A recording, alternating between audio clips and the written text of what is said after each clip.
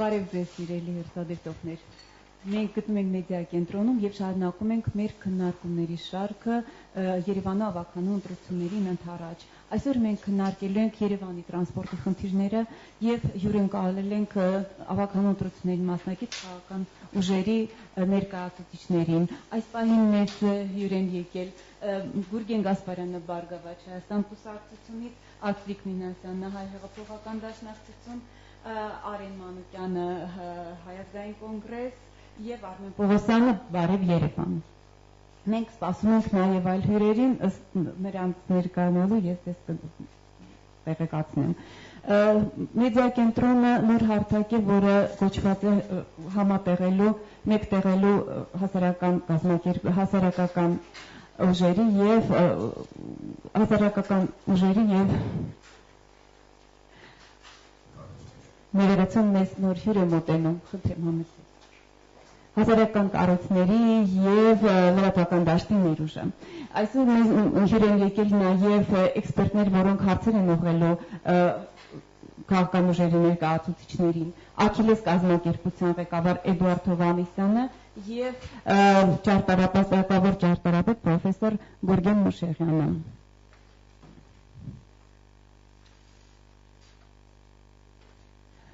Երևանի խնդիրները, տրանսպորտային խնդիրները այսօր չեն սկսվել եւ բավականին մեծ ջանքեր են գործադրվել դրանք լուծելու համար, բայց կարծես թե խնդիրները ավելի արագ են աճում, քան դրանց լուծման ուղիներն են գտնվում։ Այսօր մենք ունենք արդեն շուրջ 15% աճ ճանապարհային տրանսպորտի վթարների եւ դա շատ մտահոգիչ է։ Ինչպես են կուսակցությունները, քաղաքական ուժերը, որոնք մասնակցել են ընտրություններին, պատկերացնում այդ բազմաթիվ խնդիրների լուծումը։ Այժմ մի փոքր հարցախոզի ընթացքում մենք կարծենք, թե դա ինչպես են դրանք պատկերացնում։ ՀԱԿ-ը, պարոն Մանուկյան, ես ինչքան հասկանում եմ, առաջարկում է մայրաքաղաքի տրանսպորտային երթևեկությունը կարգավորելու համար ներդնել կարգավորման ավտոմատ կառավարման համակարգ։ Ինչպես եք դա պատկերացնում փոքր մանրամասներ եւ քաղաքը ինչքան ստիպված կլինի դրա համար վճարել, շնորհակալ։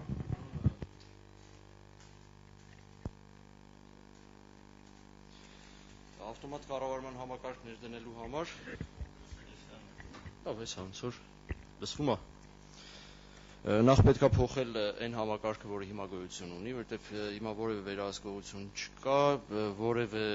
ծրագրային քաղաքականություն չի տարվում, որպեսզի թեթևացվի տրանսպորտային երթևեկությունը կամ նման ծավալները եւ դա չի արվում քաղաքացու հարմարության համար։ Այն ամենը ինչ արվում է, հիմա նպատակ ունի ընդհանրապես փող աշխատել, որը շատ լավ հնարավորություն է երթուղայիններով։ Թեթևացնել է պետք նախ երթուղայինների հատվածը եւ դրա փոխարեն այսօրվա մեր կառուցապատումը այնպիսի արդեն հնարավորություն չի տալիս արդեն այնպիսի վիճակում է, որպեսզի երթուղայինները կամ տրանսպորտները այդքան մեծ քանակություն ունեն։ Դրա պատճառով են նաեւ այդքան վթարները, որովհետեւ խցանումները այդքան իրար խանգարելը անընդհատ խնդիրներ են առաջացնում։ Խնդիրը այստեղ պետք է, ինչպես արդեն ասացի, համակարգային լուծումներ տալու մեջ է։ Պետք է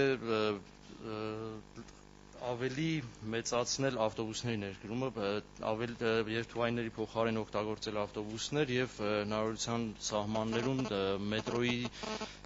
ցանց, մետրոյի կայարանները ավելացնել, որովհետեւ առանց դրա ներկայիս Երևանում հնարավոր չէ նորմալ տրանսպորտային համակարգ։ Դրանից հետո արդեն հնարավոր կլինի այդ ավտոմատ կառավարումը, որովհետեւ երբ արդեն երթուղայիններ չեն, որոնք աշխատում են ով երբ ու ինչ արագությամբ ուզենա քաղաքում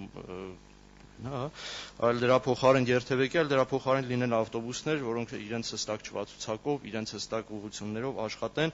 եւ դա նախ երթևեկությանը կօգնի եւ քաղաքացին կիմանա հստակ, որ իջնելու է այս ժամին եւ տեղ է հասնելու իր ուզած պահին ու իր ուզած տեղը, ոչ թե գնա սպասի մի քանի ժամ, մինչեւ նորմալ երթուղային գա, որտեղ առանց կրանալու, առանց ստորանալու գնա կամ բախտը կբերի չի ուշանա աշխատանքից կամ դասից։ Առաքելություն կուսակցություն Հրաչ Սարգսյան, ձեր ծրագրում գրված է, որ դուք տրանսպորտային խնդիրների լուծումը պատկերացնում եք բացառապես քաղաքապետարանի կողմից իրականացվող տրանսպորտային սպասարկման միջոցով, ինչը եւ բերելու է հավելյալ գումարների, որոնք կարելի ուղղել մետրոպոլիտենի զարգացմանը։ Դուք կարծում եք, արդյոք, որ այդ միջոցը, այսինքն միայն տրանսպորտի սեփականությունը քաղաքապետարանի կողմից եւ մետրոպոլիտենի զարգացումը կլուծեն տրանսպորտային խնդիրների Երևան, թե ելի ինչ-որ խնդիր եք տեսնում։ Շնորհակալություն։ Ուրեմն մեր կուսակցության կողմից ներկայացրել ենք, որ մենք ավականն անցնելու դեպքում մենք ձեռնամուխ ենք լինելու ամբողջ տրանսպորտային միջոցները, որպեսզի տնօրինվի Երևանի քաղաքապետարանի կողմից։ Այսօր մենք տրանսպորտային միջոցները մետրոպոլիտենն, ավտոբուսներն, վերգետնյա էլեկտրոնային կայաններն, տրոլեյբուսներն, այո, եւ միկրոավտոբուսների ցանցն է, Այսօր եթե նայում ենք, վիճակագրությունը միկրոավտոբուսները մոտավորապես սպասարկում են բնակչության 68.2%, իսկ էլեկտրոտրանսպորտը 2.4%։ Այսօր եթե նայենք ավտոբուս ՓԲ, ավտոբուս տրանս, որը Երևանի քաղաքապետարան սպասարկում են ավտոբուսները, իրանք օպտիմալ չեն աշխատում, այնպիսի տպավորություն է ստացվել, որ այն եկամտաբեր գծերը, տրվել է մասնավոր կազմակերպություններին, իսկ այն գծերը, որը եկամտաբեր չեն, շահագործում է Երևանի քաղաքապետարան։ Ինչու՞։ Մեր կողմնակից ենք, որպեսզի այդ ամբողջությամբ սպասարկի Երևանի քաղաքապետարանը եւ այն եկամուտների հաշվին հնարավորություն լինի համահարթեցնել մնացած մասերը։ Բացի դրանից նաև առաջարկ կա այն երթուղին տրոլեյբուսը մեր մոտ չի շահագործվում նույնպես, նույն տրոլեյբուսի գծով ունենք ուրիշ երթուղայիններ։ Կարելի է այդ երթուղայինները հանել ու տրոլեյբուսի շահագործումը ավելացնել, որպեսզի ուղևորափոխադրումը տրոլեյբուսի միջոցով ավելի շատ լինի։ Այսօրվա պայդրությամբ 2.4% բնակչության, դա տարվա ընթացքում 5.3 միլիոն ուղևոր է սպասարկում, որը նույն ձև չի կարող իր ծախսերը ընդհանուր առմամբ հանել։ Այդքանը։ Լավ, շնորհակալություն։ Բարգավաճ Հայաստան կուսակցություն, պարոն Գասպարյան, դուք նույնպես առաջարկում եք ընդլայնել վերգետնյա տրանսպորտը եւ զարգացնել մետրոպոլիտենը։ Ավելին, Բարգավաճ Հայաստանը մշակել է մետրոպոլիտենի զարգացման հեռանկարային ծրագիր, ինչպես նաեւ նախատեսել է ֆինանսավորման աղբյուրներ։ Կբացեք գաղտնիքը, որտեղից ենք ֆինանսավորելու մետրոպոլիտենի զարգացումը։ Շնորհակալություն։ Նախ շնորհակալություն եմ հայտնում հարցի համար։ Մետրոպոլիտենի զարգացման հետ կապված կան հիմնական շատ աղբյուրներ, այսինքն մետրոպոլիտենի բոլորս գիտենք, որ բոլորս անցնում ենք մետրոպոլիտենի տարածքներով եւ գիտենք, որ հիմնականում տեղակայված խանութներ կան, որոնք որ այդ վարձը ամբողջովին տալիս են մետրոպոլիտենին եւ ուրեմն նոր գծերի հետ կապված կառուցման ինձ թվում է բոլոր զարգացած երկրներում կան մետրոպոլիտենի կայաններ, որոնք որ գնում են օդանավակայան, իսկ մեր մայրաքաղաքը ունի օդանավակայան եւ պետքա կարելի է ունենալ այնտեղ, այսինքն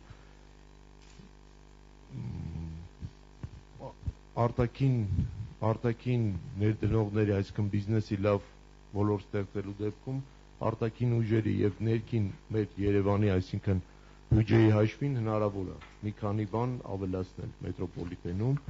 հիմնական ասենք ծրագրային ավելի ինքը ընդլայնված է, այս բանը չեմ կարող ասեմ, այսինքն ինչ ենք մենք տեսնում, ոնց պետք է արվի, բայց կա այդ ծրագիրը մշակված։ Չէ, արտաքինից էլ է լինելու դա, որովհետև առանց արտաքին ներդրողի հնարավոր չի նման բաներ անել։ Ինչ կապված է Երևանի, օրինակ, ասենք, ես կուզեմ ավելի շատ, ասենք, խցանումների մասին խոսել, որ հարցը, ասենք, մենք 4 տարվա ընթացքում անընդհատ բարձրացրել ենք, խոսել ենք խցանումների հետ կապված Երևան քաղաքում։ Հիմնականը, ասենք, պայմանավորված է խցանումները մեր երթուղիների սպասարկող կազմակերպությունների երթուղիները, որոնք որ պետքա նայվի, այսինքն Երևանի քաղաքապետարանի կողմից պետքա նայվի։ Հիմնական խցանումները լինում են գլխավոր փողոցներում, ինչի հետ է պայմանավորված, որովհետև յուրաքանչյուր երթուղի սպասարկող կազմակերպություն ցանկություն է ունենում եւ այսօր գիտեք, ասենք ում ձեռքին է այդ երթուղիները, որպեսզի իրենց երթուղին անցնի գլխավոր փողոցներով։ Եվ այդ պատճառով, ասենք, այն պիկ ժամերին քաղաքի, երբ որ մեքենաներն էլ արդեն դուրս են գալիս, խառնում են երթուղային տրանսպորտի հետ, բոլոր գծերը, օրինակ, ասենք, Կոմիտաս փողոցը նայենք, Կոմիտաս փողոցով է ուզում, որ իր գիծը անցնի։ Եվ նորից եմ ուզում կրկնեմ, գիտենք, ասենք, գծերը ումնա, բոլորի գծերն էլ այդ Կոմիտաս փողոցով անցնում են։ Այսինքն այդ ժամին այդտեղ աղավոր մի հատ վիճակ է լինում։ Այսինքն դուք դրանում եք տեսնում խցանումների պատճառներից մեկը։ Այո, բնական է, որ այդ ձևը պետք է լինի, այսինքն երթուղիների վերանայում պետք է լինի, որպեսզի տարբեր փողոցներով, երկրորդային փողոցներով է տրանսպորտը բաշխվի, որ գլխավոր փողոցները ծանրաբեռնվածությունից դուրս գա։ Լավ, բացի խցանումները նաև իմ կարծիքով մեծապես կախված են նրանից, որ փողոցներում, հատկապես գլխավոր փողոցներում կայանվում են ավտոմեքենաներ եւ խոչընդոտում տրանսպորտի, քաղաքային տրանսպորտի եւ մեքենաների Արդեն իսկ կա, ազգային ժողովը հաստատել է, ուրեմն ավտոկայանների տեղերի մասին օրենքն է հաստատվել, որը որ չի եղել ընդհանրապես, այսինքն որից է մի կարգավորող օրենք կամ ասենք կառավարության որոշում չի եղել նախկինում կարգավորող, հիմա կա արդեն օրենք եւ կարելի է ներգրավել, ասենք հայտարարել մրցույթ, որպեսզի աշխարհով մեկ կան կազմակերպությունները, որոնք որ դա շատ լավ իրականացնում են։ Շատ լավ։ Այլ նրանց ներգրավել Երևանում է տենդեր հայտարարել գան եւ նորմալ քաղաքակիրթ ավտոկայանման համար այդ խնդիրների հարցը Շատ լավ, օրինակ երկրի ներկայացուցիչ Արթուր Միսակյան, ես ուզում եմ ձեզ խոսքը փոխանցել, որովհետև ձեր ծրագրում եւս տեղ է գտել ժամանակակից ավտոկայանատեղերի կառուցման անհրաժեշտության հարցը։ Դուք մանրամասնեք, թե ինչպիսին պետք է լինեն, ստորգետնյա, վերգետնյա, որովհետև արտասահմանյան շատ երկրներում նաև վերգետնյա ավտոկայանատեղեր կան եւ դրանք շատ հաջողությամբ աշխատում են եւ խցանումների խնդիրը լուծում։ Շնորհակալություն, նաև պատահական չէր, որ ես մի փոքր ուշացա, հենց սա համընկավ մեր այսօրվա քննարկվելիք թեմայի հետ, նույն այդ խցանումների պատճառով այսօր ես չկարողացա ժամանակին հասնել։ Սա Երևան քաղաքի հիմնական խնդիրներից մեկն է, որը իսկապես մեր ուշադրության կենտրոնում առաջնային տեղ է գրավում Եվ իհարկե պետք է առաջնորդվել այն սկզբունքով, որ տրանսպորտային միջոցները պետք է ուրեմն երթևեկեն Երևանում շատ հարմարավետ եւ մատուցել նորմալ ծառայություն։ Ես միջև ձեր հարցին անդրադառնալ ուզում եմ մեկ ուրիշ խնդրի մասին խոսել։ Բոլորս խոսում ենք, որ տրանսպորտային երթևեկությունը շատ վատ է կազմակերպվում։ Բայց ես ուզում եմ խոսել եւս մեկ խնդրի մասին, որի մասին ըստ էության շատ քիչ է խոսվում, դա հետեւյալն է։ Դուք տեսել եք, թե երթուղային տաքսիներում ինչ հակահիգիենիկ վիճակ է։ Մենք հասկանանք ինչի համար է այդպես։ Այն կազմակերպություններն, ովքեր իրականացնում են այդ գործառույթը կամ պետքա վերահսկողություն սահմանեն, այսօր ուղղակի պարապորտի են մատնվել եւ մարդիկ հաշվի թողենք մի կողմ, որ ծալապատիկ են երթևեկում, հակահիգիենիկ միջավայրում են երթևեկում։ Եվ այս խնդիրները պետք է ուշադրություն դարձնել եւ այստեղ ընդհանրապես կա վերահսկողության խնդիր։ Երկրորդը ավտոկայանատեղիների խնդիրը։ Տեսեք, ամբողջ աշխարհում, քաղաքակիրթ աշխարհում զարգացած է այդ սպասարկման ձևը, երբ որ ավտոմեքենաները ստորգետնյա կանգառներում են կանգնեցնում կամ վերգետնյա կանգառներ, որոնք շատ հարմարավետ են եւ ուրեմն ճարտարապետական բոլոր նորմերով համապատասխանում են այն միջավայրին, այն տեղին, որտեղ պետք է լինի այդ ավտոկայանատեղին։ Այսինքն ավտոկայանատեղիների կառուցումը վերգետնյա պետք է համապատասխանեցնել այն ենթակառուցվածքներին, որը այսօր Երևանը ունի։ Օրինակ, չեն կարող պատկերացնել Աբովյան քաղաքում, Աբովյան փողոցում, Աբովյան փողոցում որևէ ավտոկայանատեղի կառուցում, կամ օրինակ Աբովյան փողոցը շատ նեղ փողոց է ըստ էության եւ որոշակի ճարտարապետական նորմերի իմաստով, երթևեկության մատչելիության իմաստով այն անհարմարություն կառաջացնի։ Դրա համար որտեղ հնարավոր է դա կառուցել, պետք է կառուցել ուղղակի, որտեղ ոչ, պետք է մտածել ստորգետնյա ավտոկայանատերերի հետ։ Մյուս ես ուզում եմ առիթից օգտվել նաև խոսել մի այլ խնդրի մասին, տեսեք Երևանի մի ծայրից մյուս ծայրն անցնելու համար շատ ժամանակ մեքենաները պետք է վարել Երևանի կենտրոնով։ Մենք առաջարկում ենք Երևանի կենտրոնը շրջանցող ճանապարհների կառուցում։ Դրանք մեծ չեն, երկար չեն, բայց ժամանակի ընթացքում որոշակի միջոցներ ուղղելով կարելի է դա իրականացնել, եւ երկրորդը ամբողջ Եվրոպայում եւ նաեւ Ամերիկայում, նաեւ շատ այլ զարգացած երկրներում դուք տեսել եք հեծանվային։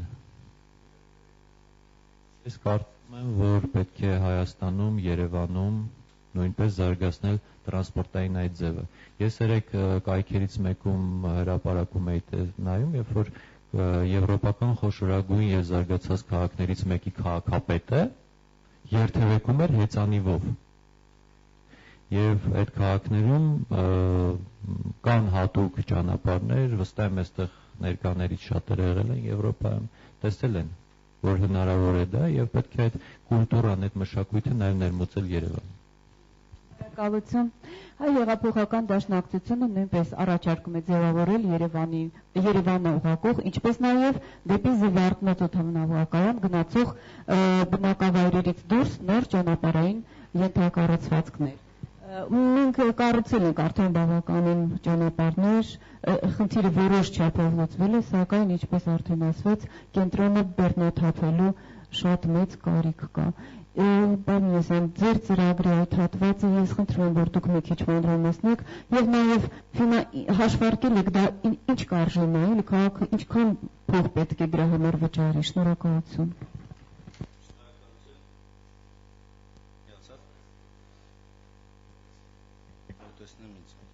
Շնորհակալություն, ես գիտեմ, որ իմ հայտարարությունները կապված Երևանի բյուջեի հետ նաեւ տարբեր քննարկումների առիթ են դարձել 400 միլիարդ դրամանոց Երևանի բյուջեն, ես պատրաստ եմ ցանկացած մարդու հետ նստել, բանավիճել եւ ցույց տալ աղբյուրները, որտեղ որևէ խնդիր մենք չունենք։ Պարզապես անհրաժեշտ է, որպեսզի այդ աղբյուրների ուղղությամբ կոնկրետ աշխատանքներ իրականացվեն, մինչեւ անդրադառնալու բուն Զվարթնոց օդանավակայան եւ այլն, ես կուզենայի նախ համակարգի տեսակետից նշել, որ մեր համար տրանսպորտի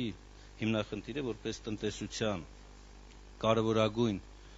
ոլորտներից մեկը, որը թե ներդրումային, թե սպառողների շահերի պաշտպանության, թե Երևանի որպես զբոսաշրջության կենտրոն, որպես արտադրական կենտրոն, տեսակետից կենտրոնական տեղերից մեկն է, դրա համար տրանսպորտային հիմնախնդիրը մենք 4 հարցերի ենք բաժանել։ Առաջին խոշորը դա ճանապարհային երթևեկության կարգավորումն է։ Քիչ առաջ ակնարկ եղավ ավտոմատացված կառավարման համակարգի մասին։ Սա շատ լուրջ հարց է, սկզբունքային հարց է, եւ ես ցավում եմ, որ մեր իշխանությունները առ այսօր անընդհատ փորձում են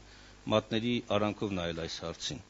Ինչու եմ այս պնդումը անում, որովհետեւ հիմա իմ ձեռքի տակ է նաեւ 2 տարվա մեր գրագրությունները թե կառավարության, թե քաղաքապետարանի հետ, որով մենք առաջարկում ենք, որ տեղական կազմակերպություն կա, սիստեմա արտադրական կոոպերատիվ, ներկայացնել նստած է պարոն Սահակյանը, որն առաջարկում է ավտոմատացված կառավարման համակարգ եւ որը հնարավորություն կտա ոչ միայն բեռնաթափումն իրականացնել, այլ նաեւ ապահովել այնպիսի երթևեկության կարգավորում, որը թե էկոլոգիապես, թե ծանրաբեռնվածության տեսակետից խնդիրներ չի առաջացնում։ Մինչդեռ այսօր ցավոք մեր իշխանությունները ինչպես են լուծում այդ հարցը։ Նոր էստակադաներ կառուցելով, նոր կամուրջներ կառուցելով, իբր մտածելով, որ դա կբեռնաթափի Երևանը, կապահովի, բայց բոլորս տեսնում ենք, որ թե էստակադաների կառուցումը, թե չգիտեմ, տարբեր կամուրջների, նոր ճանապարհների կառուցումը ոչ միայն չի լուծում հարցերը, ոչ միայն էականորեն չի թեթևացել, այլ բերել է իր հետևից թե էկոլոգիական բազմաթիվ լուրջ խնդիրներ եւ թե որ ամենակարևորն է, հարգարժան ճարտարապետը նստած է, նաեւ ճարտարապետական տեսքի աղավաղում Երևանի։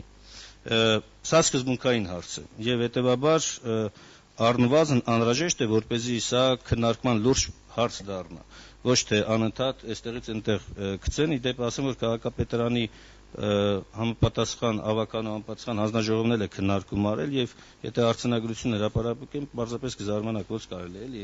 այդ ձևի քննարկում անել։ Ոչինչ չեք հասկանում։ նույնիսկ 37 թվին անգամ երբ որ մարդկանց գնդակարում էին, այդպես արձանագրություն չէին կազմում։ Հիմա ուզում եմ շատ ցեղջ չշպրտել, բայց ասեմ, որ մարդիկ պիտի պատասխանատու լինեն ցանկացած առաջարկը լուրջ քննարկելու համար։ Երկրորդ հարցը ենթակառուցվածքների արդիականացումն է։ Դուք նշեցիք մի քանիսը, բայց եթե մենք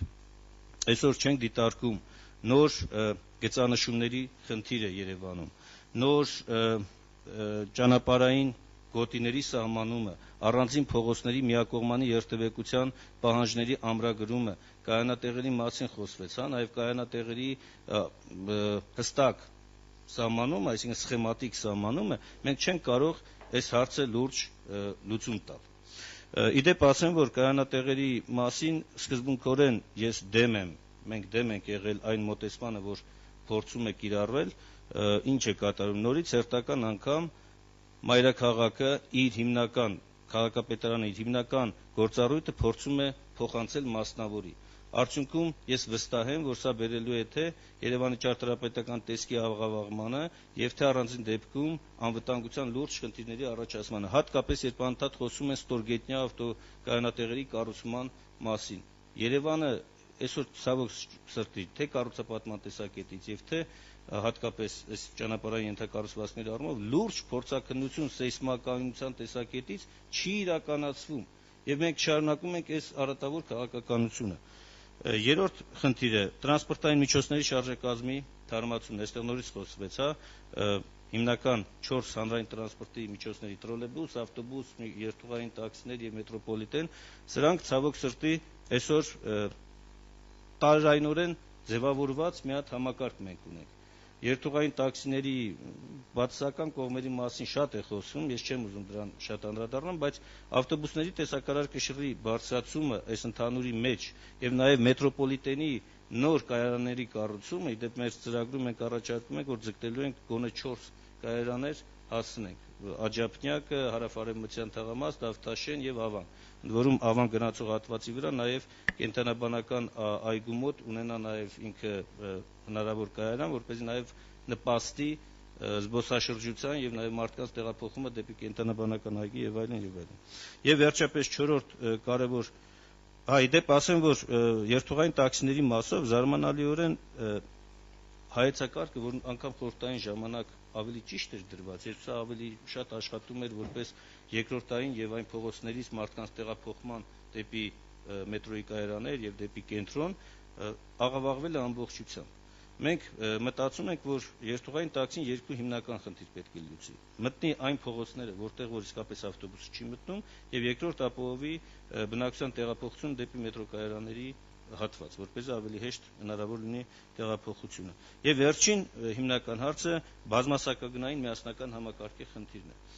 Այսօր որևէ կապ երթուղային տաքսիների, ավտոբուսների, տրոլեյբուսների եւ մետրոպոլիտենի մեջ չկա։ Սա թե զարգացած քաղաքներում եւ թե ժամանակակից անգամ ԱՊՀ երկրներից շատ քաղաքներում հիմա արդեն դրվել է այդ համակարգը, երբ որ բոլորը կապված են իրար հետ։ Եթե դուք վերցնում եք 1 տոմս, օրինակ, ավտոբուսի երթևեկության, բոլորից կարող եք օգտվել եւ սակագնի արտոնություն է տալիս։ Եվ սա ճկունություն է տալիս նույն ուսանողների, աշակերտների երթևեկությունը ավելի արդյունավետ կազմակերպելու համար։ Եվ սոցիալական ինչ-որ եւ այո, նաեւ սոցիալական շատ լուրջ խնդիր է լուծում։ Եվ ավարտելով խոսքս տաքսիների մասին խոսք գնաց, որպեսզի մեկ ցուցանիշ հրապարակեմ, էլի, քանի որ ֆինանսավորման հետ էլ է կապված, տեսեք, Երևանի ավականին սահմանել է турք։ Իմ հարգարժան գործընկերն էլ հավանաբար կհուշի 10000 դրամ։ Այո։ Եվ նայում ենք 2012 թվականի կատարողականը բյուջեում։ Ձեր կարծիքով քանի տաքսի ծառայության համար է գանձված այդ турքը։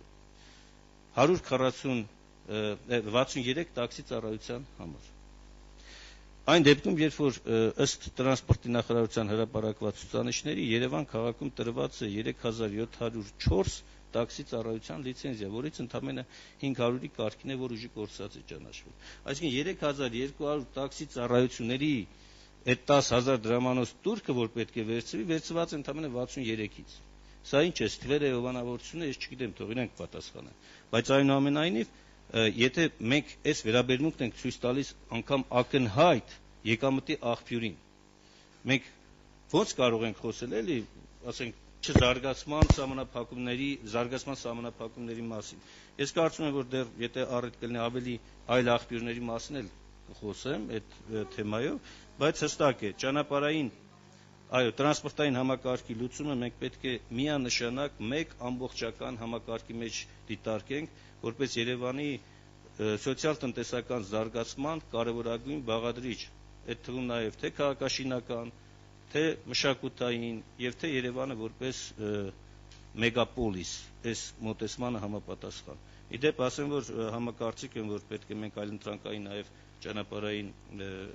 տրանսպորտային միջոցների մասին անպայման խոսենք, թե հեծանվային, թե մոռացել ենք կարծեք, թե նաև Երևանի ճոպանուղու մասին, որը իսկապես հիմա մենք պատրաստ չենք ասել, թե դա ինչ կարժենա եւ ինչ է պետք, բայց որ սրա մասին լուրջ ուսումնասիրություն պետք է իրականացվի միանշանակ։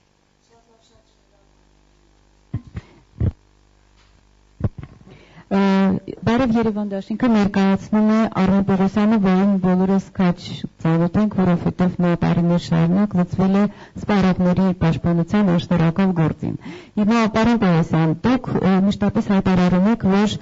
տրանսպորտային խնդրի լուծման համար անհրաժեշտ է երթուղային տաքսիները փոխարինել ավտոբուսներով։ Ես նաև ձեզ իրավունք կտամ, որ դուք ավելի մանրամասնակ գուցե սխալվում եմ, ես ուղղակի մի թիվ եմ ուզում բերել։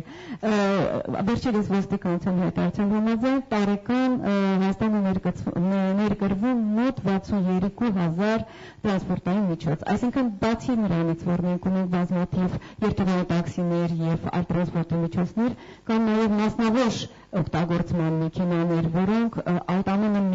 միաձուլվում են եւ ստեղծում այդ խցանումները։ Ես այդ տեսակետից հարցին մոտենանք, քանակի տեսակետից կլուծվի արդյոք հարցը ավտոբուսներով։ Շնորհակալություն։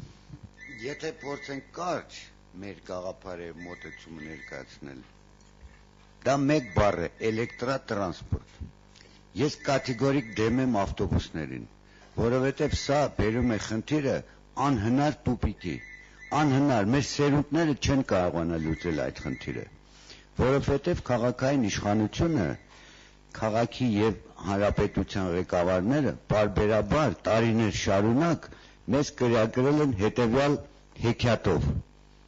ներկրում ենք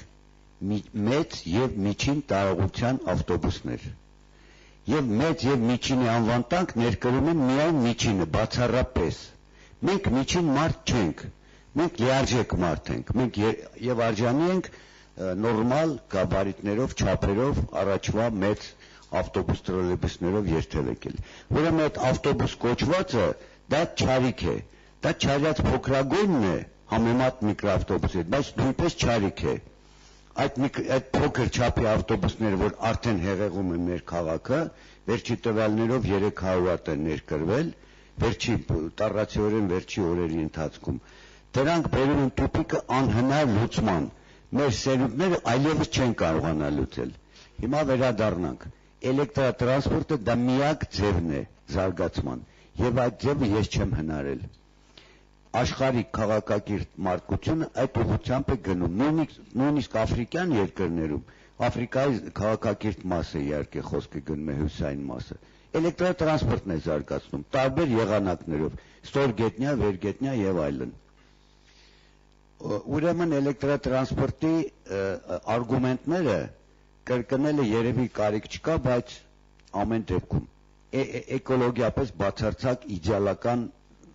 վիճակ։ 1. Տնտեսապես մեր ատոմակայանը եւ մեր էլեկտրագեներացնող խզորությունները եւ մեր կողքին են եւ ծանրաբեռնված են 30%-ով։ Մենք ունենք այդ ռեսուրսը, որը Աստված մեզ պարգևել է, Աստված կամ բնությունը կամ նախկին մեր երկիրը։ Դա չէ էականը։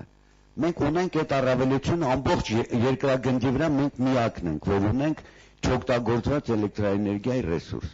եւ մնացած բոլոր դրական կողմերը։ Էլեկտրատրանսպորտը հենց այդ խնդիրը, որ դուք ասում եք, ներկրվում է տարեկան 40-ից 60 հազար ավտո։ Իհարկե դա անխուսափելի է,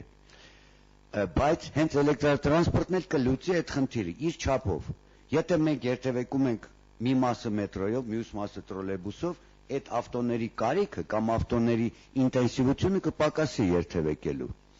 Վերջին, խնդրում եմ, վերջին սոցհարցումներից մեկը Լոնդոնում։ Հարցը հետևյալն է. դուք որով կգերադասեք գնալ աշխատանքի, եթե նորմալ աշխատեր, լավ աշխատեր հասարակական տրանսպորտը։ Ձեր մեքենայով թե հասարակական։ 70% ասել են իհարկե հասարակական։ Դու բնականաբար 30% երևի երիտասարդներն են կամ նույնիսկ Լոնդոնում այդպես ընտանիք չկա, որ մեկից ավել ավտոմեքենա չունենա իր տանը։ Բայց գերադասում են հասարակական տրանսպորտով։ Ուրեմն ունենալով մեքենա 4 կամ 7 հատ կամ 1 հատ, միևնույն է գերադասելի է երթևեկել, եթե դու աշխատանքի ես գնում, ոչ թե զվարճանքի։ Գերադասելի է էլեկտրոտրանսպորտով երթևեկել։ Ուրեմն իմ խոսքի սկիզբը եւ վերջը նույնն է։ Էլեկտրոտրանսպորտը միակ ձևն է, որ մեզ կփրկի եւ խճողումներից, եւ վթարներից, եւ անհարմար վիճակից, եւ թունավոր օդ շնչելուց, եւ արժանապատիվ երթևեկելուց։ Միակ ձևը սա է։ Նու ասեմ, օրինակներ իհարկե բազմաթիվ են։ Մադրիդում վերջին 5 տարում կառուցվել է 74 կիլոմետր մետրո։ Մեր երկիրը, մեր քաղաքը միակն է մոլորակի վրա, որ ստեղծման օրվանից ոչ մի մետր չի կառուցվել։ Ու բնականաբար իմ ասած էլեկտրոտրանսպորտի մեջ առաջնայինը մետրոն, տրոլեյբուսն է։ Տրամվայը մենք արդեն կորցրել ենք եւ գնաց մեր հաջորդ սերունդներին դա վերականգնել է, բայց դա պետք է լինի պլանային, թվային եւ ժամանակային հատվածներով նկարագրված պլան։ Կա էլեկտրոտրանսպորտի զարգացման եւ հայեցակարգ եւ պլան, որը 12 թվականին է հաստատված։ Եվ գրած է այնտեղ, որ զարգանալու էլեկտրոտրանսպորտը։ Ես դա գիտեմ, դուք էլ գիտեք։ Բայց չի գրված ինչ ժամանակահատվածում, ինչ ռեսուրսներով, ինչ տեմպերով եւ երբ։ Դա եղավ Գարուն Ալ-Ռաշիդի թվականին էին այդպիսի հեքիաթներով կերակրում մարդկանց։ Մենք առաջարկում ենք, պետք է լինի հստակ պլան։ Առաջիկա 4 տարում 3 մետրոյի կայարան։ Իհարկե դա գերխնդիր է եւ պետք է իդեալականը ներկայացնենք, որ Իրականում եք համարում այդ ծրագիրը։ Անկեղծ ասած ոչ, բայց եթե մենք դա այդպիսի նպատակ դնենք եւ գոնե մեկը կառուցենք, երկուսը իհարկե ավելի լավ է։ Գոնե մեկը կառուցենք, խոսքը գնում է մեր քաղաքի դա կլինի մի մեծ ռադիկալ եւ հեղափոխական քայլ։ 30 տարի ոչինչ չանելուց հետո կունենանք եւս մեկ մետրոյի կայարան։ Խոսքը նրա մասին է, որ մեկից հետո հաջորդի երկրորդը։ Մի խոսքով, ես որպեսզի ավարտեմ, այս բոլոր խնդիրները բոլորը կարևոր են, եւ երթևեկության կանոնները, եւ գծանշումը, եւ էլեկտրոնային համակարգը, որ հոսքերը երկրորդ կարևոր խնդիրը մեր քարշապարը փողոցների թողունակությունն է։ Համառորեն եւ հետեւողականորեն չակերտավոր մեր փողոցների թողունակությունը պակասել է, նվազել է։ Հենց քաղաքաշինական նորմերի աղաղակող խախտումների հետևանքով։ Հիմա պետք է վերցնել հակառակ կուրսը։ Նախ մի ամենացայտուն օրինակը հայոց պատմության մեջ ամենամեծ շենքը իր չափերով բարձրությամբ, ամենամեծ շենքը կառուցված է մայթի վրա։ Բառի իսկական իմաստով։ Եվ պատից մինչև երթևեկելի մասը 40 սանտիմետր է։ Ուզի չուզի հետիոտնը պետք է իր կյանքը վտանգի ենթարկի եւ այդ բանուկ մասով երթևեկի։ Էլ չեմ խոսում արտակարգ իրավիճակների մասին։ Խոսքը գնում է կինոտան մասին։ Ես չեմ խոսում արտակարգ իրավիճակների մասին եւ Աստված մի արարծե երկրաշարժի մասին։ Խոսում եմ պարզապես կենցաղային հարցերի մասին։ Այդ շենքում կլինի եւ ուրախություն, եւ տխրություն, տոնախմբություն։ Մարդիկ, եթե 27 հարկ է, ուրեմն այդքան էլ մարդիկ են, չէ՞։ Ինչպես են երթևեկելու։ Եղավ որ մեր կյանքը վտանգի ենթարկվեց։ Հիմա անցնենք առաջ։ Թողունակության խնդիրը։ Երբ որ ես աշխատում էի պետական հանձնաժողովում սեփականաշնորհման, ամեն մի գործ, որը օբյեկտի տերը դեպի մայթը ընդլայնել էր իր օբյեկտը 20 սանտիմետր կամ 40։ Այդ բոլոր գործերը գնացին դատախազություն։ Ես չգիտեմ ինչ արդյունքի եկան, չեմ կարող հիմա զեկուցել, բայց սա դատախազության գործ է։ Եվ քանդել ֆիզիկապես։ Եվ դատախազության կերպով այդ վիճակը վերականգնել եւ մայթի թողունակությունը եւ փողոցի թողունակությունը։ ամենահիմնական խնդիրները սրանք են։ Շնորհակալ եմ։ Ես հիմա ցանկանայի խոսքը փոխանցել հասարակական սեկտորի ներկայացուցիչներին, որոնք ունեն սեփական խնդիրների սեփական տեսլականը եւ հարցեր են ուզում ուղղել նաեւ ավականու տեխնատուներին։ Աքիլես կազմակերպության ղեկավար Էդուարդ Հովհաննիսյան, պարոն Հովհաննիսյան, դուք կարող եք 1-2 հարց ուղղել մասնակիցներին, այնուհետև նրանք բոլորը կպատասխանեն ձեր հարցերին եւ դուք ունենաք նաեւ սեփական մեկնաբանությունը հնչեցնելու հնարավորություն։ Շնորհակալություն։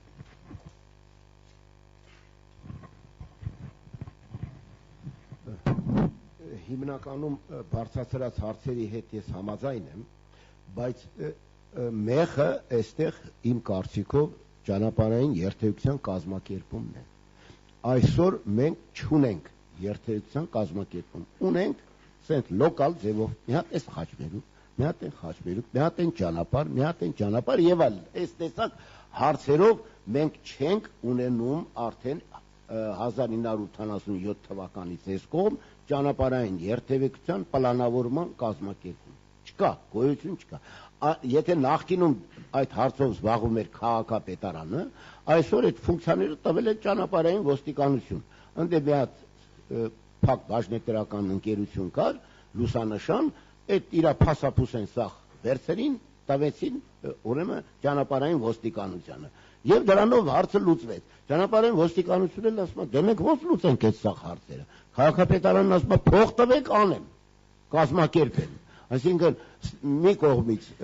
այն քաղաքապետարանը գումար ուզում, չի վերցնում իր վրա այդ ֆունկցիան, բնական է, իսկ ճանապարհային ոստիկանությունն էլ ասում է, ես ֆինանս չունեմ։ Ամեն մի նշան տեղադրումը, մի հատ նշան տեղադրումը իր այդ շյունով եւ նշանով փորելով տեղադրելով 41000 դրամ։ Հիմա ո՞նց եք համագործակցելու ճանապարհային ոստիկանության հետ։ Այդ մի հարցը կազմակերպումը դրածա ճանապարհային ոստիկանության վրա, ոչ թե քաղաքապետարանի վրա։ Այդ հարցը բոլորին եմ ես տալու։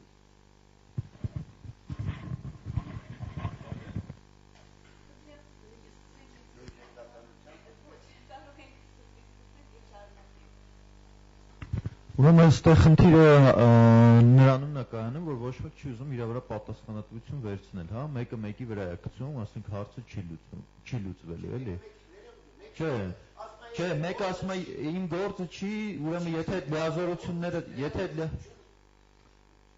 լիազորությունները տվել են, հա, ճանապարհային ոստիկանության, որ ինքը իրականացնի, ուրեմն համապատասխան պետք է ֆինանսավորում տրամադրեն, ճիշտ է, եթե լիազորությունները տվել են իրան։ Եթե ասում է գումար չունի,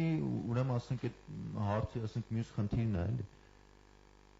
Եթե ցանկացած լիազորություն պատվիրակելու դեպքում, հա, տրամադրելու դեպքում հաշվարկներ են անում եւ ֆինանսավորում են տրամադրում, հա։ Եթե այդ մասով ֆինանսավորում չեն տվել, ուրեմն սխալ են իրենք արել։ Շատ լավ։ Ես վստահ եմ, կարծում եմ, որ դա ուրեմն այդ խնդրի կառավարումը, կազմակերպումը, վերահսկողությունը բացառապես քաղաքապետարանի ֆունկցիան է։ Դա հետ վերցնել այդ ֆունկցիան ճանապարհային ոստիկանությունից, ինչ պետք է հետ վերցնել եւ հետեւողական քաղաքապետարանը այդ խնդիրը կազմակերպի։ Ինչ կապ ունի այստեղ ճանապարհային ոստիկանությունը։ Տրանսպորտի կազմակերպման խնդիրը, քաղաքային տրանսպորտի շահագործման կազմակերպումը, դա տիմ նշանակության խնդիր է։ Ընդհանրապես սա շատ կարճ։ Հետ վերցնել այդ լիազորությունը ոստիկանությունից եւ քաղաքապետարանը հստակ կազմակերպի իրականացնի իր հիմնական գործառույթներից մեկը։ Շատ լավ, շնորհակալություն պարոն Միսակյան։ Պարոն Գասպարյան, որպես նաեւ ավականու անդամ։ Ուրեմն ես էլ եմ համոյթ, որտեղ բազմաթիվ քննարկումներ եղել են քաղաքապետարանում այդ երթևեկության կազմակերպման հետ կապված, լուսանշան այդ կապված, որ ժամանակին եղել է քաղաքապետարանը, հետո չգիտես ինչ պատճառներով նախքին նախապես մեր ավականի լինելն է էդի տրվել, այսինքն 2009 թվականի փետրվարին, եթե չեմ սխալվում, չէ՞։ 9-ի սկզբները, 9-ի փետրվարի կողմերն էր, որ տվել էր, որտեղ մենք որ ընտրվեցինք ավականի, արդեն 2-3 ամիս էր, դա արդեն քաղաքապետարանը չէր, պետք է բացառապես դա վերցնելու քաղաքապետարանը, քանի որ երթուղիները էլ եմ կրկնվում, երթուղիները հաստատող կազմակերպություն դա Երևանի քաղաքապետարանն է Այսինքն հիմնական երթևեկության կարգավորում պետք է լինի քաղաքապետարանին։ Այսքան բան, շնորհակալ։ Շնորհակալություն։ Պարոն Մինասյան, ձեր կարծիքը։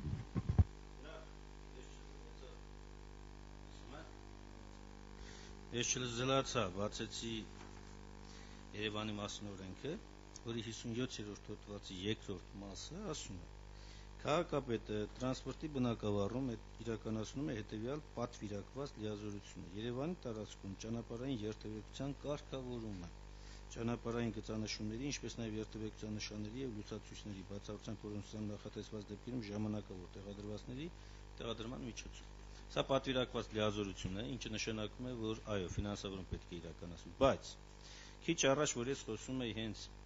երթևեկության կարգավորման ավտոմատացված համակարգի մասին եւ նշում էի պարոն Սահակյանից կազմակերպության առաջարկը, հենց դրան է վերաբերում։ Այստեղ շատ պարզ լուծում կա, ընդհանրապես ասեմ, միջայլոց մոտ 15 միլիոն դոլարի ընդհանուր ամբողջական համակարգ ներդրման շրջանակներում նախնական հաշվարկները դա են ցույց տալիս։ Այս աշխատանքը պետք է վերցվի, դարձվի քաղաքականություն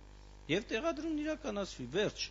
Իսկ լուսանշանը ոչ մի գույք էլ չունի, ոչ մի մասնագիտական տեսակետից այդ պատրաստվածությունն էլ իշկանով ինձ են տեղեկացրել, որպես փորձնագետներ են մեզ տեղեկացրել, չունի այդ հնարավորությունը։ Ահա, եթե չունի հիմա դրան ենթակայությունը լինի քաղաքապետարան, թե ոստիկանություն, ոչինչ չի փոխում։ Դրա համար հարկավոր է նոր կառավարման նոր համակարգի ներդրման աշխատանքներ իրականացնել, ինչպես որ նշեցի, սիստեմա արտադրական կոոպերատիվի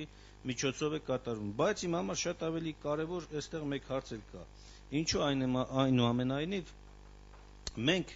ձեր հետ միասին չենք կարողանում իշխանություններին պարտադրել իրականացնելու այն, ինչ իրենք պարտավոր են անել։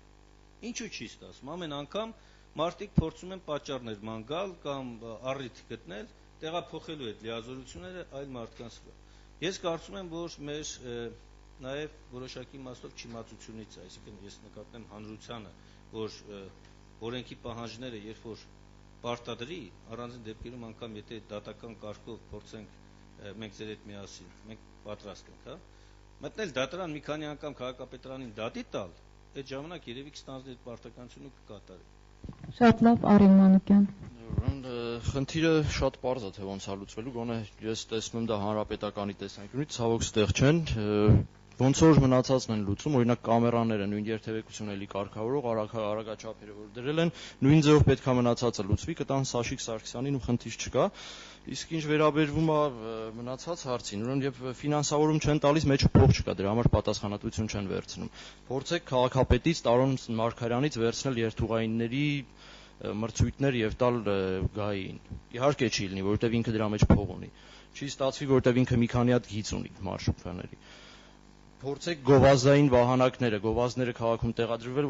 վերցնել քաղաքապետարանից եւ տրամադրել մեկ այլ կազմակերպության։ Իհարկե չի լինի, որովհետեւ իրենք այնտեղ անձնական շահ ունեն, հսկայական փողեր ունեն։ Այս ոլորտում ֆինանսավորում չկա եւ չեն ուզում վերցնել։ Երբ որ կլինի հստակ հաշվարկներ, երբ որ կլինի թե ինչքան փող է պետք այդ ոլորտը կարգավորելու համար եւ ոչ թե դրանից 10 անգամ ավել, որ մտնի չինովնիկների գրպանը, այդ խնդիրը շատ հեշտ, շատ պարզ լուծվող է։ Շնորհակալություն, պարոն Պողոսյան։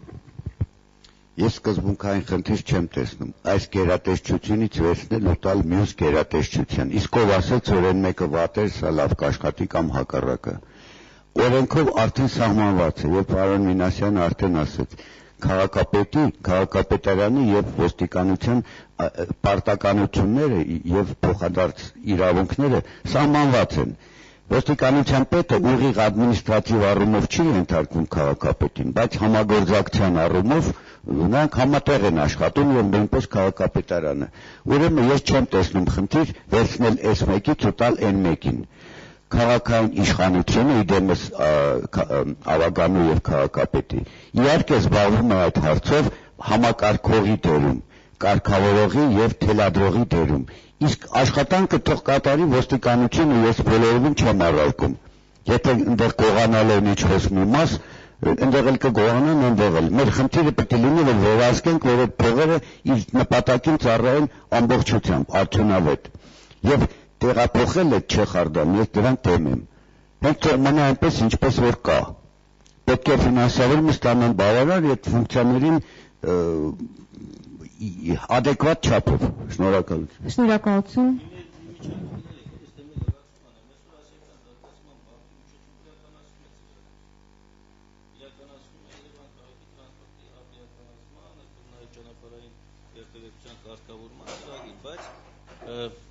Ես համենայն դեպս հրապարակային չեմ տեսել դրա հոդվածային ուղղությունները, թե որտեղ իշքան է ծախսվել եւ ինչ արդյունքներ ունեն։ Լավ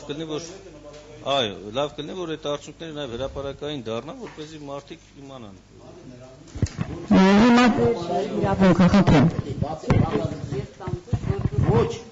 Ոչ ճանապարհային ոստիկանությունը, ոչ քաղաքապետարանը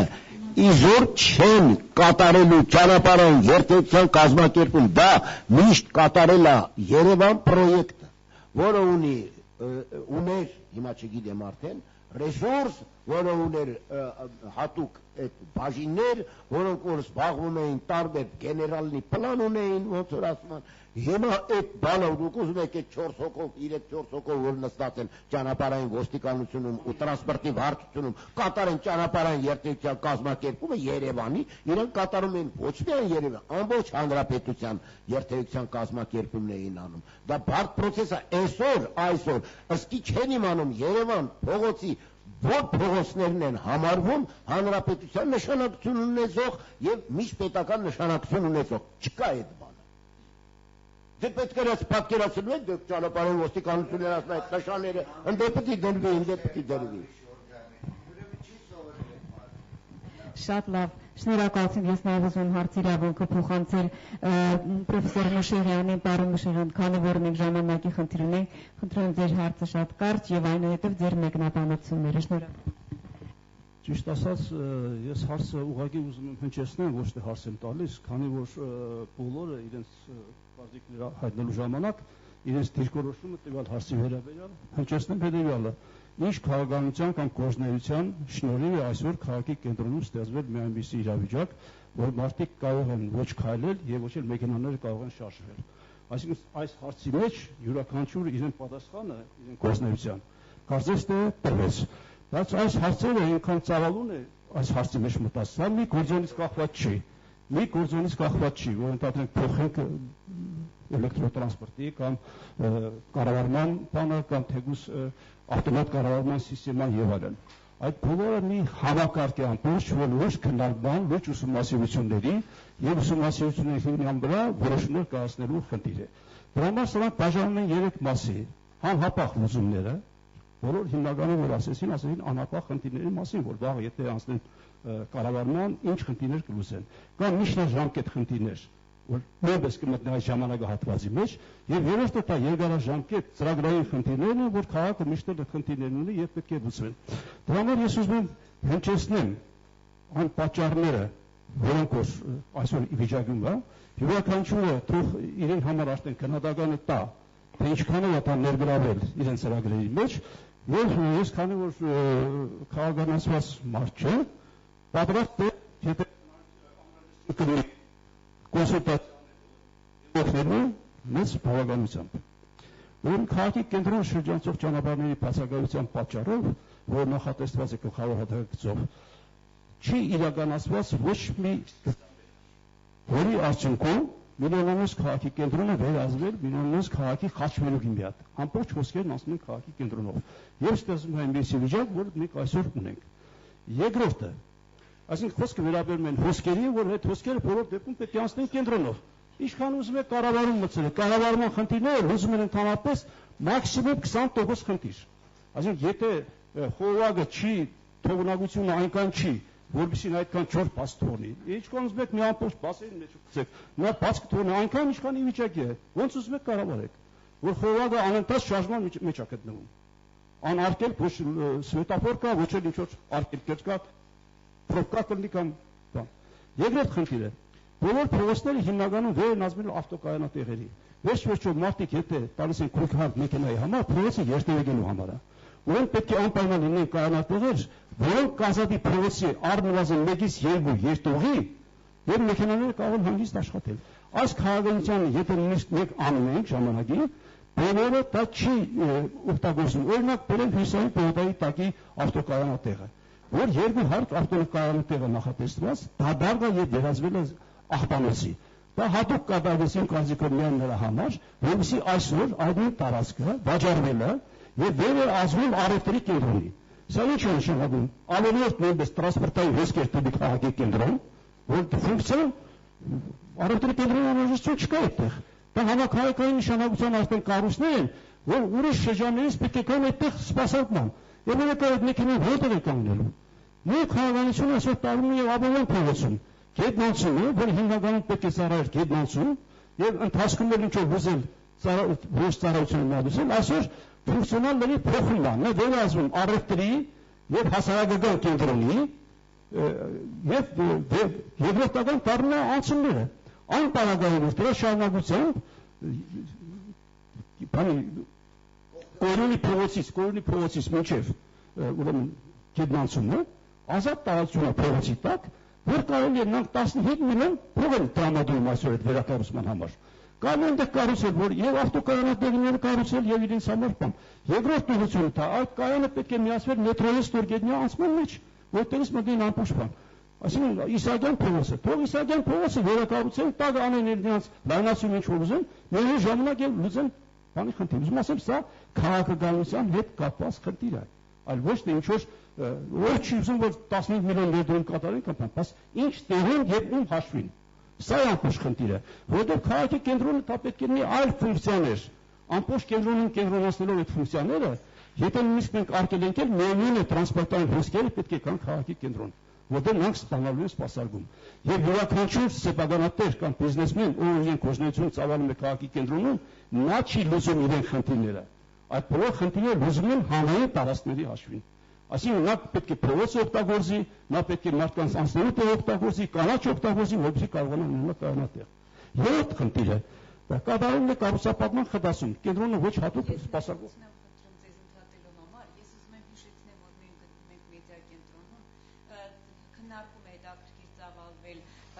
Երևանի տրանսպորտային խնդիրների վերաբերյալ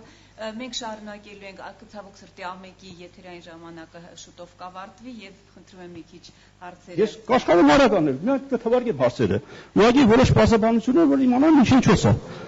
Եթե կարելի է այդ հարցերին պատասխանեն, որովհետեւ Բայց այս հարցերին մենք պատասխանել ենք բոլորը։ Յուրաքանչյուրն ասեց, որ կառավարումը հարկավոր է մտցնել, հարկավոր է տրանսպորտի տեսակները փոխել, հարկավոր է սանել, նանել։ Իմ հարցերի պատասխանները, որ ես կթվարկեմ, այս բոլոր հարցերի պատասխանները ստացել եմ։ Բայց մեկ հարցին է պատասխանել, պատասխանել, դրա համար լավ կլինի, որպեսզի սա ինչ որ չափով դառնա յուրաքանչյուր կուսակցության ինչ որ միտեղ ծրագիրը հետագայինս գործնական համար։ Ես ուղղակի բանում եմ։ Շատ լավ։ Եթե կարելի է ուղղակի ես ակնկալում պատասխաններ, ուղղակի միանգամից անում եք ձեր պատասխանությունները։ Այո։ Եվ այս տարածքները ոչ նպատակային շահագործում։ Քաղաքաշինական քաղաքականությունը, որը բխում է քաղաքի գլխավոր հատակի հիմնական դրույթներից, փաստորեն լիարժեք անտեսվում են, որտեղ ինչ նշանակում գլխավոր հատակից, դա կոմպլեքս ներդաշնակ քաղաքաշինական ծրագիր է, որը պետք է համեմատությունների մեջ լուծվի։ Եթե մենք տրանսպորտի խնդիրը միայն շատ լավ լուծում ենք, դա կարող է վնասել այլ խնդիրների լուծման կամ ավելորդ ծախսերի հետ կապված։ Այսինքն խոսքը վերաբերում է ներդաշնակ քաղաքականություն, որ բխում է ազգաբնակչության, ժողովրդի, պետության շահերից։ Եվ ամենակարևորը 3 շահեր։ Մենք այսօր գերագա շահերին համարում ենք անձնական եւ բիզնեսի շահը։ Դա պետք է լինի հավասարակշռված՝ պետական, հանրային եւ անհատական։ Եվ մեկի գերակրող բանի պարագայում անպայման մյուսները կտուժեն։ Այսօր տուժում են միայն նրա համար եւ տրանսպորտը եւ մնացած խնդիրները միայն նրա համար, որ գերակա շահը համարվում է բիզնեսի շահը։ Հաջորդը հետոտն անցումների բացակայությունը։ Իրոք հետոտն անցումները քիչ են։ Շատ կան խաչմերուկներ, որ պետք է լուծվեն։ Գործող սպասարկման օբյեկտներ ես խնդիրներ լուծում են արդեն ասեցի, կենտրոնի վճարովի դարձնել։ Շատ քաղաքներ կան ամբողջ աշխարհում, որ բացի կենտրոնի բնակիչներից իրակի, որ կենտրոն մուտք գործելու համար նրանք պետք է վճարում կատարեն։ Կամերան տրվում է, մարդը գալիս է, ոնց որ այսօր տուգանքներն են գալիս, այնպես էլ վճարում է։ Միևնույն է, մարդը վճարում է, այսօր գալիս է կենտրոն, օրվա մեջ ամենապակասը մի 1000 դրամ նա պետք է ծախսի, եթե մի երկու տեղ է կանգնում, որովհետեւ կարողանա իր խնդիրները լուծել։ Ես ուզում եմ կան շատ այդպիսի բաներ։ Եվ ունակ խոսեցինք մետրոպոլիտեն մասին։ Իհարկե մետրոպոլիտեն այսօր շատ անհրաժեշտություն է։ Եվ ասիական զարգացման բանկի ծրագրերում, ինչպես ասես, կա նախատեսված։ Ես զարմանում եմ, որ դա ցեկցեկում է դրա շինարարությունը։ Էլեմենտար մի բան, մետրոյի կայան նախատեսված է նաև Աբովյան եւ Սայաթնովա անկյունում։ Մետրոպոլիտենի կայանը գոյություն ունի, այնտեղ միայն պետք է կառուցվեր թեք ուրեմն էսկալատորներ կառուցվեն եւ երկաբովեր։ Սովետական տարիներին, երբ որ սկսեցինք մետրոպոլիտենի կառուցումը, այնտեղ նախատեսված էր անպայման երկու մուտք եւ երկու երկ։ Դա կախված է եւ մարդկանց սպասարկման ոլորտը շարավիղը մեծացնելու եւ երկրորդ անվտանգությունից ելնելով։ Փաստորեն ի վիճակի չեղավ հանրապետությունը իրեն հաշվում, որտեղ պայմանավորված էր մի մուտքը ֆինանսավորումն է, կենտրոնական իշխանությունը, մի մուտքը հանրապետությունը։ Այսօր կար այդ հնարավորությունը ընդհանրապես 6 մետր անցումով դուրս գալ եւ ստեղծել ստորգետնյա անցում Աբովյան եւ Սարատնովա խաչմերուկում, չարեցին բոլոր տեսակի ճնշումների պարագային, որ ես ասել եմ, որ ընդհանրապես շատ քիչ ծախսերով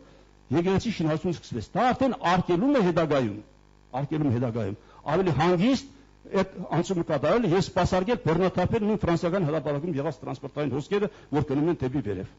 Եվ ոչ մետրոպոլիտենի այսօր ակտիվ աշխատանքը պայմանավորված է միայն նրանով, որ ցանցը զարգացած չի։ Ցանցի զարգացման համար կա նախագիծ, որ տեխնիկա-տնտեսական հիմնավորում, եւ այդ պարագայում ուրեմն հանգիստ կարող են այդ հարցերը լուծվել։ Հաջորդը որ մետրոն հասնի մինչև օտանավակայան։ Մետրո օտանավակայան հասնելը դա շատ հեշտ խնդիր է։ Միայն այստեղ որտեղ այնտեղ կա երկաթգիծ, որ ես շարունակությամբ հասնում եմ մինչև արտոնաբերական այնտեղ կա բազա, որ առաջ ավիոստրոյ կոչվում էր, այնտեղ կարող է շատ հանգստացնել եւ լուծել։ Խնդիրը միայն այստեղ ինչու՞մն է։ Արտոնավետ շահագործում է, որտեղ մետրոպոլիտեն աշխատում է որոշակի մինչև ժամերին, իսկ օտանավակայան աշխատում է շուրջօրյա։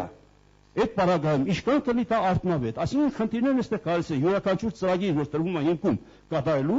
ինչքան է նա արտոնավետ, ինչքան է նա արտարացված եւ ինչքան է նա իրեն կարտարացնի, որտեղ ոչ բոլոր խնդիրները իհարկե շուկայական տնտեսությունը պետք է ունենա նաեւ համապատասխան։ Հասարակական տրանսպորտի վերաբերյալ էլ իմ դիտողություններն ասեմ եւ բանանը։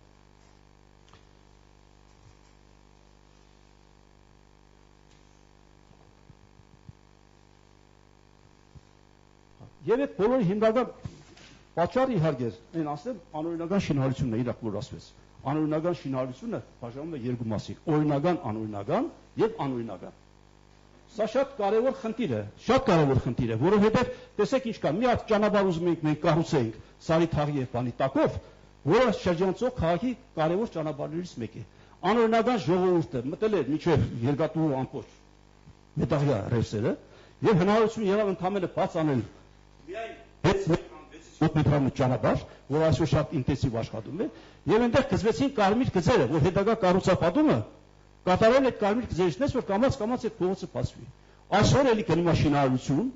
որ կառուցում են այդ 6 մետրի հենց անմիջապես եզրին եւ անհնարին են դարձնում երկարաժամկետ ծրագրերի իրականացումը։ Սա շատ էլի կարևոր խնդիր է, որ ես կուզենամ այն ուժերը, որ կանցնեն քաղաքի կառավարմանը, այս հարցերի վերաբերյալ դարձնել շատ ուշադրություն։ Առաջին երթին հասարակական տրանսպորտի վերաբերյալ իհարկե հարկավոր է կատարել լուրջ տրանսպորտի տեսակների ուսումնասիրություն։ Առանց ուսումնասիրության հոսքերի, որտեղ էսօր ուր է գնում, ինչի համար է գնում, առաջ մի քիչ ավելի հստակ է, որ ուսումնասիրություն եք մեկ արել։ Մարդիկ այստեղ ապրում են, այստեղ աշխատում են, յուրաքանչյուր արտադրական ձեռնարկություն, ինչքան աշխատուժ կա, որտեղ ապրում, որտեղ է գնում, այդ կարգավորվում է տրանսպորտային հոսքերը։ Այսօր չկա ոչ մի այդպիսի ուսումնասիրություն, որովհետեւ պարզ լինի հոսքերը եւ ըստ այն կառավարման արդեն սխեմա ստեղծել, թե որտեղից ու պետք է գնա եւ ինչքան ժամանակ պետք է կորցնի։ Հաջորդը գալիս է մարշրուտների աբակենտրոնացումը անպայման հարկավոր մարշրուտկաների, որովհետեւ բոլորը ինչպես ասվեց, ձգտում են որ մի տրասայով գնան, որ ավելի եկամտաբեր է, ով շուտ հասա, նա կվերցնի ուղևորին, որտեղ պետք է այնտեղ կկանգնի։ Սա անընդունելի է, որտեղ մարդիկ եթե ընտանեն կոմիտաս փողոցով երթևեկում կամ Բաղրամյանով, որ բոլորը Բաղրամյանի վրա կամ կոմիտասի վրա չեն ապրում։ Այդ ազգային բնակչությունն նաև ապրում է Խաչատրյան փողոցում, ապրում է Քոչարի փողոցում եւ այլն։ Այսինքն պետք է փոխել այդ ուղղությունները, միևնույնն է նա ունի սպասարկման որոշակի շարավիղ, որ պետք է օգտագործել։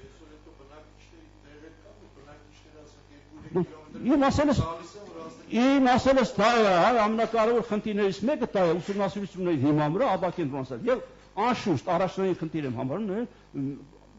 մեկ ուրեմն տոմսի գաղափարը, որտեղ եթե ունի մարդ մեկ տոմս, իրեն համար արդեն միևնույն է, որտեղ սկիչնի, որտեղ կնստի եւ կշարունակի։ Իսկ այսօր բոլորը ցտում են նստել այն տրանսպորտային միջոցը, որ մի տոմս գնելով նա կարող է սարից նստել, չգիտեմ որտեղ հասնել։ Եվ դա էլի ամենակարևորագույն խնդիրներից մեկն եմ համարում եւ մետրոպոլիտենի զարգացումը ինչպես որ ասում։ Կներեք Գեորգի, շնորհակալ։ Ես շատ շնորհակալություն եմ հայտնում Արգաժան պրոֆեսորին, կարծում եմ նա ամփոփեց բոլոր բարձրացված խնդիրները եւ առաջարկեց իր լուծումները։ Ես նաեւ կարճ խնդրում եմ բոլորդ նաեւ շատ կարճ կներեք հարցի իրավունք եմ ուզում տալ նաեւ։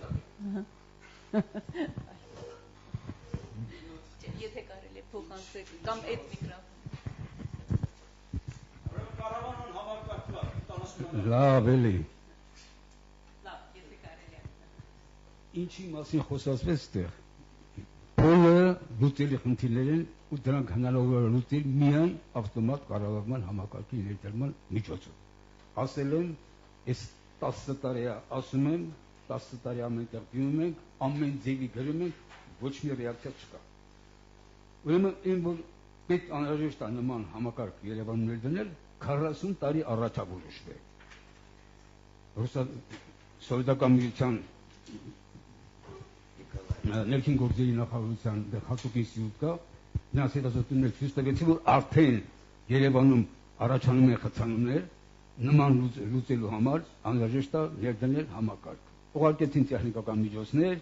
ամեն ինչ բերեցին, քաղաքապետարան հանձնարարեց ինձ, որպես գլխավոր կոնսուլտանտ։ Դուք ունեք մշակված արդեն համակարգը, նախագիծը։ 7 տարի մշակված դրածա, ոչ ոք դա չի հետաքրքրում, ընդհակառակ հիմա մի կարճ քանի ժամանակ չեք թողել շուտ ասի։ Ուրեմն այն ժամանակվանից մինչև այսօր այդ համակարգը 1977 թվականից ասում են ներդրվել, մինչև այսօր ոչի բան չի դրվել, ոչ մի բան բացառապես, ինչ էլ որ կատարվում է Երևան քաղաքի տրանսպորտի երթևեկության համար, իմ խորին համոզմամբ դա վնասարարություն է։ Այդ նկատառումով։ Ասում են թե կառավարությունը, այդ կառավարությունն է հանձնարարել բանին ոստիկանությանը, հատուկ որոշում կա, այդ որոշման համաձայն ոստիկանությունը վերցրել է, եւ որ քաղաքապետարանում այդ հարցը քննարկում էր գիտնականների մասնակցությամբ, ոստիկանությունը իրան պատառոտում էր, թե մենք հեսա եկել ենք, ինչ եք ուզում, անում ենք էլի, այդ համակարգել ենք անում, համեններ ենք դրել, համել աշխատում է, ու այն որ այսօր այդ համակարգը աշխատում է, ինձ հայտնել է վարչապետը, հանձնել է տրանսպորտի կապի նախարարությունը, հայտնել է բանի Դա քաղաքապետարանը, որ այսօր այս բանը աշխատում է։ Այդ այն մակարդակի սուտ է, այն մակարդակի սուտ, որ պարզա որ ոչ միամիտ մարդ կա, ոչ հիմար են, ոչ չեն հասկանում այդ բաները։ Հասին հիմա ասում ենք, ուրեմն հետ եմ գալիս նույն բանին։ Ինչ այսօրվա վիճակով ամենամեծ վնաս հասնող բաները քաղաքում, այդ թունել էստակադաներն են, որը մենք պարոն Մուրշեղյանի ներկայությամբ քննարկեցին քաղաքապետի մոտ, ինձ թվում է թե համոզվեցին, հասկացան, որ չի կարելի դեռ մի տարի առաջ քանդելուց։ Հետո պարզվեց, որ պետք քանդեն, քարո քանդեն։ Այսօր էս այնքան ոնց էր ասում են, չասեմ, այնքան բան են վեկալին վրա, որ ասում եմ պարոն վարչապետին, պարոն նախագահին, որ այն ինչ կատարվում է Երևան քաղաքի տրանսպորտի երթևեկության նկատմամբ, դա դիվերսիա է քաղաքի նկատմամբ։ Շատ լավ, շնորհակալություն։ Մի րոպե։ Ես սպասում եմ, եթե ինձ դատի տալու։ Այս 7 տարի անցել է, դրա փոխարեն ինձ նամակներ են ուղարկում, որ աշխատում է, ամեն ինչ նորմալ է, Երևանը ոչ մի կարիք չունի, քաղաքապետը ու հարցեր հենց վերաբերվեց այդ էստակադային, որը Բաղրամյանի վրա դրված բանն է, այդ ուրոպե, հա? Ես շատ ներողություն խնդրեմ, ինձ այս ամեն տարվա մեջ մի կես ժամ է պետք անում, հնարավոր լինում ինչ-որ բան ասելու։ Ուրեմն այս հարցը, որպեսզի մեր այդ հարցերը կարգավորվի, պետք է քննարկել, նայել հենց այն Բաղրամյան փողոցի էստակադան։ Այդ ամեն ձևի խանգարում է երթևեկությանը։ Իսկ մի քանի անգամ Նարեկ Սարգսյանը կանչել հարցրել է, թե ինչ անենք այս վիճակի դուրս գալու համար, ես ասել եմ, դա պետք է քանդել, թունելները պետք է վերացնել, պետք է նախկին տեսքին բերել, թողունակությունը կբարձրանա 5-6 անգամ, 5-6 անգամ կբարձրանա, սա այսօրվա դա ծիծաղում է պարոն Մուրշեղյան, դա ծիծաղալու բան չի։ Հարկավոր նստել լուրջ Ես ներողություն եմ խնդրում, կներեք, ես օգտագործում եմ բարոյի իրավունքը։ Չի կարելի առանց դասավ։ Պարոն այլ չկա, նա ուղղություններ կա հաշվառվում։ Խնդրում եմ վիճաբանության չվերածել, ես ուզում եմ հարցը ներողություն, ես ուզում եմ տեխնացուներին իրավունք տալ շատ կարճ, եթե կարելի է, մեկն ամփոփեք ձեր Չէ, մենք չկներեք, մենք չունենք այլևս ժամանակ։ Այլ ֆորմատով ես սա պետք է քննարկի, շնորհակալություն։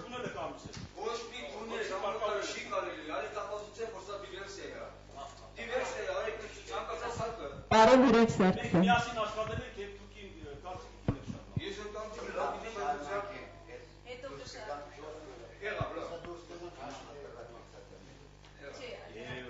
Ուրեմն մեր տեսակետը այս բոլոր բարձրացված խնդիրները իհարկե բոլորի հետ կողմ եմ քննարկումներ պետք է իրականացվի, հա, մասնագետների կողմից, փորձ ունեցող մարդկանց կողմից, հա, գիտնականների կողմից, բայց այս բոլոր ծրագրերը իրագործելու համար մեզ հարկավոր են դրամական միջոցներ։ Շատ լավ է հնչում ամեն ինչ, բայց մեր կուսակցության կողմից, հա, այդ դրամական միջոցների հետ կապված խնդիրը մենք տեսնում ենք միայն տրանսպորտի շահագործումը միայն Երևան քաղաքապետարանի կողմից։ Նույն կայանատեղիների մասին խոսք գնաց, հա, այսօր որոշ